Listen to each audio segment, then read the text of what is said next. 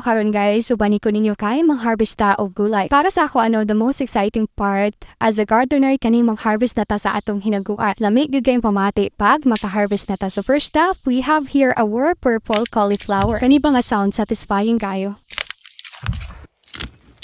Lami kay paminawon ang crack no. Satisfying kayo ba? Happy kay ko ani akong basket guys. Kay kato pa ning isa adlaw na ako napalit niya karon mabunyagan dayon nato no. Anyway, naada iti mga lettuce today pero for now, mapay pagsugod og 4. And now, let's go and get broccoli. Mao lang sa ni isa atong kahaon no kay the rest gagmay pa kayo. And if you can remember guys, katong last time naatay purple nga broccoli nga atong na-harvest diri sa atong garden. Ang atong repolyo, dugay-dugay pa ni ma-harvest guys kay mao pa may pagsugod og form sa tunga. Unya kinapamantay matilok diri ang limonsito. Syempre ato na lang sa din kuhaon kay may na lang napatay pang sawsawan. So mubanat na sa din siya bunga pag warm na ang panahon diri O diba naapatay na titi Ingon ani gud kanindot pag naatay sariling tanong kay dako-dako na pud ang save especially now nga everything is so expensive. Pag naatay mga tanong anytime you can go to your garden and just grab whatever is available there. So atong problemahon pang subak na lang pero dili tanan into gardening. Lahi-lahi ta og hilig, lahi-lahi ta og passion. Mao nang dili nato pwede pugso na uban sa mga butang nga dili nila kahiliga. Who knows, through posting our videos here we can inspire people. Pero kung aduna kay space diya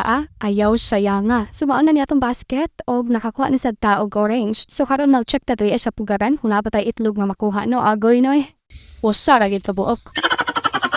Ay na lang yun kay wata na butlog.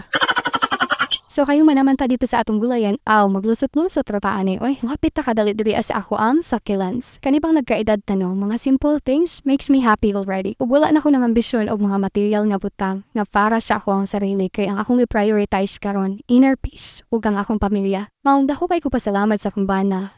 If not because of him, I wouldn't be able to experience this kind of life. Though we live in a simple lifestyle here, pero kaning lugar taghan kay ko blesson nga nakatunan diri I live here for 11 years and I'm so grateful. Inarte pa ba ko by one take one nga ko sa akong bana no. Unya perti pang pobrehas Pilipinas pero akong bana isa sa pinakadako nga blessings nga niabot sa akong kinabuhi. Mao na ang papuyo diri sa farm. I embrace everything wholeheartedly. Hinampak nagbrama naman hinuon ta diri Anyway, guwapo na kayo itong basket Mo na itong harvest karon. And now, syempre, diretso na ta sa kusina. So tonight, atuan nilutoon ang cauliflower. But before that, mawa sa taog sibuyas dahon. Unsa pa'y dugayan, tara magluto na ta. Guwapa kayo itong cauliflower na sa purple sa taas pero sa ilalom puti na. So tonight, ang atong lutoon is creamy cauliflower. Syempre, tak ang nanato ng karahay painiton, butangan og mantika. Syempre, canola oil atong gamit kay isa ni siya sa produce sa among umadri Syempre, matik na nagisahon na nato ni atong ahos o bombay.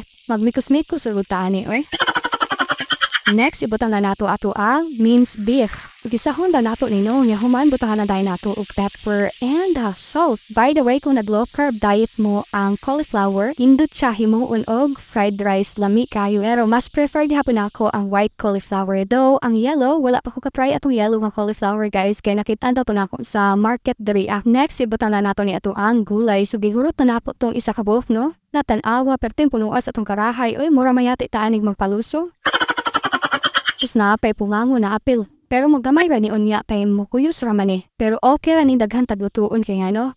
Maginit-init na lang ta ba. Sus pag gumanana birahin na butangan na nato ni cream. Ganahan akong baan na mukhaon na ning mga creamy nga nilutuan kay labi mong siya iparis pud sa mashed potato. So butangan nato kasing gamay kay tabang-tabang paman. Sa di madugay maluto ra gyud ni tanawa pila ra may kinabuhi aning cauliflower Nya humaan ibutan na nato ato ang pampalapot.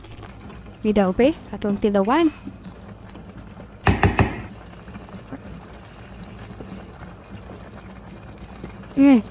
So di ara naluto na. So ako mga anak guys dili mukaon ani. So akong bana lang ug ako ang mukaon ani. Pero gani na ko giluto daan na baked chicken. So ang partner nato ani is mashed potato.